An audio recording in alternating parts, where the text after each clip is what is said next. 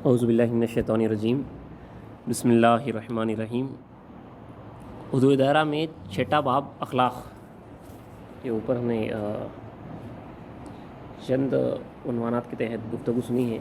اور اس کے بعد جو ہے پچھلے نشست میں سنا تھا اجماع کے واسطے، اجماع کی اہمیت کے اوپر ایک اور روایت لکھتے تھے خوبیاں سب آگے بڑھ رہے ہیں کہ حضرت مہدی علیہ السلام نے ندا کروائی کہ اجماع میں آ جاؤ۔ اجماع کی جو اہمیت تھی آپ نے سے پہلے سنی کہ ثانی مہدی رضی اللہ تعالیٰ عنہ جب اجماع کال کرتے، تمام صحابہ جو اس وقت موجود ہوتے سارے آتے، یہاں تک کہ بچوں کو بلا کے بٹھایا جاتا تاکہ ان کے کان سن سن کے آشنا رہیں، اور اسی میں جو ہے پورے اخلاق کی، کردار کی، ہر چیز کی اصلاح ہوتی، کیونکہ الگ الگ قوم سے، الگ الگ طبیعتوں کے لوگ مختلف جگہ سے آ کے دائرے میں رہتے تھے، تو اسے کافی بہت بڑا فائدہ تھا، اور ہمارے پاس اس کو جو ہے ایک دین کا رکن بھی کہا گیا ہے۔ تو میں اسلام نے ندا کروائی کہ اجماع میں آ جاؤ، سب بھائی آ گئی، اور جو کام کرنا تھا، کرنے کا تھا، کر ڈالا۔ تو طریقہ یہی تھا، کچھ بھی دینی اجماع ہوتی، مطلب کچھ مسئلے مسائل، کچھ عقیدے کے بارے میں کچھ گفتگو ہونا ہے، تو سارا صحابہ جمع ہوتے، مرشدین جمع ہوتے اور اجماع کرتے، یا بعض وقت اگر اس سے ہٹ کے کچھ حجرہ بنانا ہوتا، دائرہ بنانا ہوتا، تو بھی جو ہے اجماع کال کی جاتی۔ تو اجماع جو ہے یہ فرض کا مقام رکھتی ہے، یہاں پہ آپ کو اگر بلایا جائے تو آپ کو فوراً وہاں پہ آنا رہتا۔ میں اسلام نے جب ندا کروائی کہ اجماع میں آ جاؤ، سب بھائی آ گئے، اور جو کام کرنے کا تھا کر ڈالا، لیکن ایک بھائی بیٹھا رہا اور اجماع میں شریک نہیں ہوا۔ بھائیوں نے کہا اٹھ منافق، یعنی خارج از اجماع ہو گیا۔ اگر اجماع کا انکار کر دیا، اجماع سے خارج ہوا، تو اس کے اوپر سیدھا سیدھا منافقی کا الزام آ جاتا ہے۔ پھر اس کے بعد اسی اخلاق کے تحت لکھا جا رہا ہے کہ صحابہ میں جو صاف دلی رکھنے کی جو ترکیب تھی، بندگی میں شاہ نعمت کے دائرے کا واقعہ ہے کہ حضرت شاہ نعمت رضی اللہ عنہ کے دائرے میں آپ جو ہے ہر چاند رات کو صحابہ اپنے جو فقراء تھے ان کو آپ یہ فرماتے کہ سارے جو ہے ہر چاند رات کو ایک دوسرے سے بغل گیر ہو، ہر چاند رات کو چاند دیکھنے پہ تمام صحابہ جو ہے ایک دوسرے سے بغل گیر ہوتے۔ پوچھنے پر آپ نے فرمایا کہ بندے کا اس میں مقصود یہ ہے کہ اگر کسی فقیر کے دل میں کسی کی طرف سے کچھ میل آ گیا ہو تو دور ہو جائے، کہ ان کے جو ہے دلاں پاک رہے، اور اس راستے میں خاص طور پہ اللہ تک پہنچنے کے واسطے یہاں پہ دل کا پاک ہونا بڑا اہم معاملہ ہے۔ دل پاک ہونا بہت ضروری ہے۔ اسلام کی جو تمام تعلیمات ہے وہ دل کو پاک کرنے کے واسطے، تاکہ اسی میں اللہ کی تجلی ہو، اللہ کو دیکھ سکیں۔ ہم فرما رہے ہیں کہ دل کو اپنے پاک کر، کپڑوں کو دھو یا نہ دھو، نجات اپنی کھو بیٹھی ایسی نیند نہ سو، تو اس کے اوپر کالک لگنا نہیں ہے۔ ایک اور اسی لیے فارسی کا مشہور شعر ہے، کفر از در طریقت ما کینہ داشتن، آئینے ما سینہ چو آئینہ داشتن، یعنی طریقت میں کینہ رکھنا، دل میں کسی سے حسد رکھنا، بغض رکھنا، یہ کفر ہے سیدھا سیدھا۔ بظاہر شریعت میں تو ایک گناہ ہے، لیکن طریقت میں، اس راستے میں جب اللہ تک پہنچنے آ رہے ہیں، وہاں پہ اگر آپ کو کسی سے میل ہے تو وہ کفر ہے، کیوں رہیں؟ کفر از در طریقت ما کینہ داشتن، تو بالکل سینہ پاک رکھنا رہتا آپ کو دشمن بھی ہو جائے، آپ کو نفرت جو ہے دل میں نہ رکھنا ہے۔ کفر از در طریقت ما کینہ داشتن، آئینے ما سینہ چو آئینہ داشتن، یعنی اپنی یہ ہمارے پاس کا قانون ہے، آئین ہے کہ اپنے سینے کو آئینے کے مانند رکھے، دل جو ہے بالکل آئینے کے مانند ہونا چاہیے۔ تو اسی بات کو مد نظر رکھتے ہوئے حضرت شاہ نعمت رضی اللہ عنہ ہمیشہ آپ کے ادارے میں طریقہ تھا کہ ہر چاند رات کو فقراء اکرام ایک دوسرے کے بغل گیر ہوتی ہے، تاکہ اگر کسی فقیر میں کسی فقیر سے انبن ہو، کچھ میل آ گیا ہو تو وہ دور ہو جائے۔ اس کے آگے لکھا ہے برادران دائرہ میں ایک دوسرے کا ادب۔ حضرت لکھ رہے ہیں کہ اسلام کا جو فرمان ہے، اسلام کا فرمان ہے، بے ادب، بے دیانت اور بے شرم ہرگز خدا تعالیٰ کو نہیں پہنچتا۔ تو اسی مد نظر رکھتے ہوئے تمام صحابہ اکرام بلکہ کل فقراء ایک دوسرے کا ادب رکھتے، اس قدر ملوز رکھتے کہ اگر ادب ضروری ہے، یہاں پہ وہاں پر بتایا گیا صاف، با ادب با دین، بے ادب بے دین، جو ادب کے ساتھ ہے وہ اس کے ساتھ دین ہے، جس کے پاس ادب نہیں ہے اس کے پاس دین نہیں ہے۔ اسی لیے یہ راستے میں کہا گیا کہ اچھا ایک مقولہ ہے کہ اس راستے میں سب سے پہلا جو آپ کو ہتھیار چاہیے وہ ادب ہوتا ہے اس راستے میں، کیونکہ آپ کی تمام یہ ادب ہی ہے کہ خدا کے سامنے آپ کس طرح ٹھہر رہے ہیں، کس طرح اس کی بندگی کر رہے ہیں، تمام آداب ہیں، پورے اسلام کے آداب ہی ہیں۔ تو اسی بات سے دیکھ لیجیے، اب یہاں پہ میں اسلام کے اس فرمان کو پیش نظر رکھتے ہوئے کہ بے ادب، بے دیانت اور بے شرم ہرگز خدا کو نہیں پہنچتا، اور اسلام تو اس کو مد نظر رکھتے ہوئے دائرے میں جو ادب سکھایا جاتا تھا، تمام صحابہ کے نام کے لکھتے ہوئے خوبیاں صاحب لکھ رہے ہیں کہ کل فقراء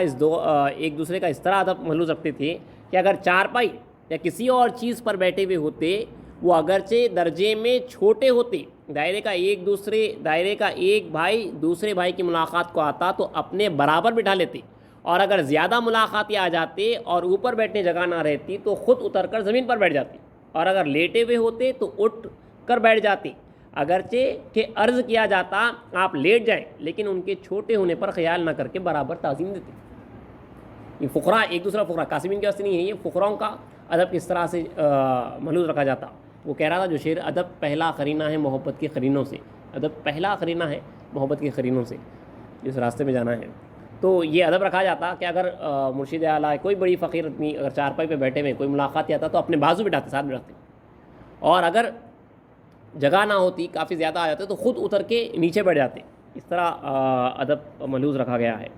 اور خدموسی اور سلام کے موقع کے تحت لکھا ہے کہ جو لوگ یہ جو باب ہے پڑھ دیتا ہوں تھوڑا سا سمجھ میں آ جائے گا۔ خدموسی کی اہمیت ہمارے پاس، سلام کی اہمیت، دونوں کو ملحوظ رکھی گئی، سلام بھی اور خدموسی دونوں کو ملحوظ رکھا گیا تھا۔ اس کے تعلق سے مصنف لکھ رہے ہیں، دیکھیے بعض روایتیں اس کا جو ملخص ہے، خلاصہ آپ کے سامنے کہہ دے رہا ہوں، بعض روایتیں جو ہے عبارت صاف صاف جو ہے آپ کے سامنے پڑھ دیتا ہوں۔ تو یہاں پہ حضرت خوب میاں صاحب لکھ رہے ہیں کہ جو لوگ تحقیق دین یا سعادت خدموسی حاصل کرتے یا لواحقین اور متعلقین سے ملنے کی غرض سے شہر یا گاؤں سے دائرے میں آتے،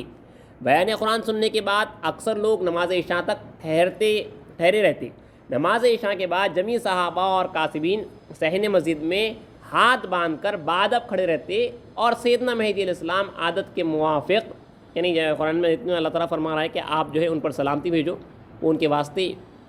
باعث سکون ہے۔ تو اللہ تعالیٰ کہہ رہا ہے کہ اے محمد دعا کر ان کے لیے، کیونکہ تیری دعا ان کے لیے باعث تسکین ہے، اللہ میں کہہ رہا ہے۔ تو اسی مقام پہ رسول صلی اللہ علیہ وسلم ہے۔ پھر ان کے بعد جو ہے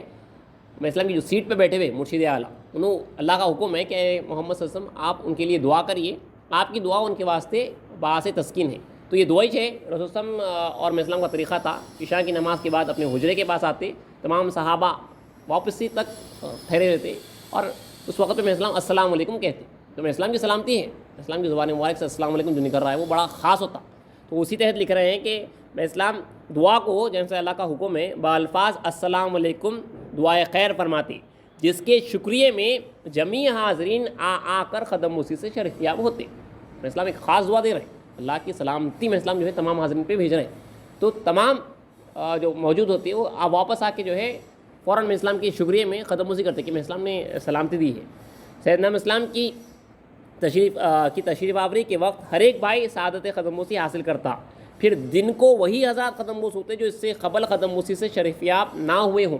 جن میں وہ ہوتے جو ان سے پہلے موقع جن کو نہیں ملا تھا۔ سیدنا اسلام کی عادت مبارکہ یہ تھی کہ دن میں جتنی مرتبہ آپ مسجد میں تشریف لاتے، حضرت محمد مصطفیٰ صلی اللہ علیہ وسلم کی اتباع میں السلام علیکم سے حاضرین کو شرفیاب فرماتے، حاضرین وعلیکم السلام کہتے ہوئے فوراً اٹھ کھڑے ہو جاتے۔ یہی عمل صحابہ، تابعین، طب تابعین کا تھا، بلکہ بعد کے زمانے میں ایک زمانے تک برابر قائم رہا۔ چنانچہ ایک واقعہ لکھ رہے ہیں، بندگی میں سید میرا سلطان الدین ابن حضرت خاتم النشد رضی اللہ عنہ کی نسبت نقل ہے کہ آپ کے دائرے واقع جالور شریف کے فقیر عبدالستار نے کاغذ پر 3 سوالات لکھ کر حضرت کی خدمتیں پیش کی، جن میں بعض سوال اسرار الہی اور بینائی خدا کی نسبت تھے اور بعض عام تھے۔ اسرار الہی کے متعلق سوالات کی آپ نے زبانی تفہیم کر دی، جو اسرار راز کی باتیں تھیں، ولایت کی باتیں تھیں، آپ آسانی سے جو ہے اس کو وہاں کہاں اب تفہیم کر دی، اور ان کو پوری طرح تسلی بھی ہو گئی۔ اب رہے شریعت رضا کے متعلق جو سوالات تھے، ان کے متعلق حضرت نے فرمایا تم مسجد میں بیٹھو، میں کتابیں دیکھ کر تھوڑی دیر میں آتا ہوں۔ بندگی میں سید میرا سلطان الدین کتابوں کا مطالعہ فرما کر جب گھر سے باہر تشریف لائے، بعض فقیران دائرہ جو اس وقت حضرت کے چبوترے کے اوپر بیٹھے تھے، مرشد کو دیکھ کر فوراً اٹھ کھڑے ہو گئے۔ مرشد السلام علیکم کہہ کر مسجد تشریف لے گئے اور فقیران دائرہ وعلیکم السلام کہہ کر وہیں بیٹھ گئے۔ حسب سنت سلف و صالحین کوئی فقیر خدموسی کے لیے آگے نہ بڑھا۔ ہاں، نوبت میں ہر تسبیح کے بعد، یہ اہم اوقات ہے جو خدموسی کے، نوبت میں ہر تسبیح کے بعد، دوسرا زیارت بزرگان سے مشرف ہو کر دوسرے مقامات متبرکہ کو جاتے وقت تسبیح کے بعد، تیسرا شب قدر کی تسبیح کے بعد، چوتھا جہاد کو روانہ ہوتے وقت، پانچواں بحر عام یعنی بحر فیض ولایت مقید محمدیہ برائے خاص و عام کے روز نارضہ لینے اور تسبیح کے بعد،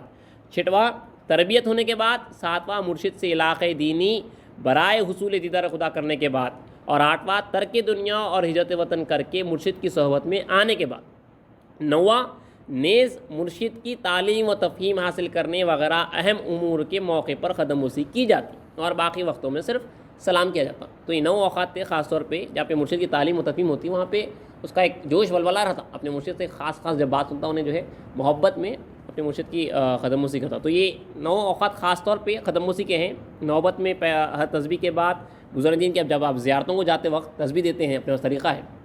جاتے وقت بھی جو ہے جو قافلہ رہتا انہیں وہ تسبیح دیتا، قدم بوسی کر کے آتے، مرشد کی اجازت بھی لیتے ہیں ہمارے پاس۔ تیسرا شب قدر کی تسبیح کے بعد خاص طور پہ قدم بوسی کی جاتی، بہت اہم قدم بوسی مرشد کی۔ پھر چوتھا جہاد کو روانہ ہوتے وقت بھی اپنے مرشد کی قدم بوسی کی جاتی۔ 5واں بحریہ، یہاں پہ آپ کو مرشد بہرا عطا کر رہے ہیں خاص مہدی موت کا، تو نعرہ لینے کے بعد مرشد کی قدم بوسی کی جاتی۔ آج کل دیکھا جا رہا لوگوں کو وقفیت نہیں ہے، خالی سلام کے بعد قدم بوسی کرتے ہیں، لیکن ہمارے پاس نعرہ لینے کے بعد بھی قدم بوسی کرتے ہیں، اس کے بعد پھر سلام پھرنے کے بعد بھی قدم بوسی کرتے ہیں تسبیح کے بعد۔ 6واں تربیت ہونے کے بعد اپنے مرشد سے، اور پھر بعد میں علاقہ بھی اگر بعد میں آپ لگا رہے ہیں تو بھی جو ہے آپ قدم بوسی کرتے ہیں۔ پھر ترک دنیا اور ہجرت وطن کر کے جب مرشد کی صحبت میں آتے ہیں اس وقت بھی قدم بوسی کا موقع ہے۔ اور 9واں جو ہے جب آپ کو جو ہے مرشد سے جو تعلیم تفہیم ملے گی جب حاصل کرنے کے بعد اس وقت بھی قدم بوسی کی جاتی ہے، اور باقی وقتوں میں صرف سلام کیا جاتا ہے۔ اور اس کے بعد اخلاقی کے تحت لکھا ہوا ہے کہ سیدنا اسلام کی عادت تھی،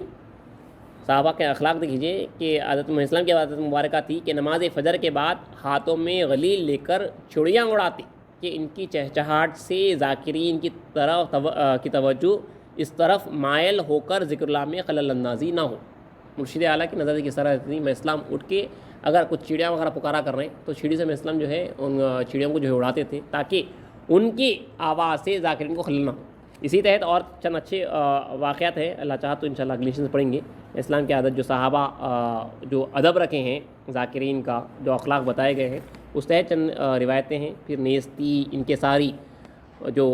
مہدوی مرشدین میں، بزرگان دین میں اور فقراؤں میں جو دائرے میں جو نیستی اور انکساری کی جو تعلیم تھی وہ بھی اللہ چاہا تو انشاءاللہ اگلی لیشن میں پڑھ کے سنائی جائے گی۔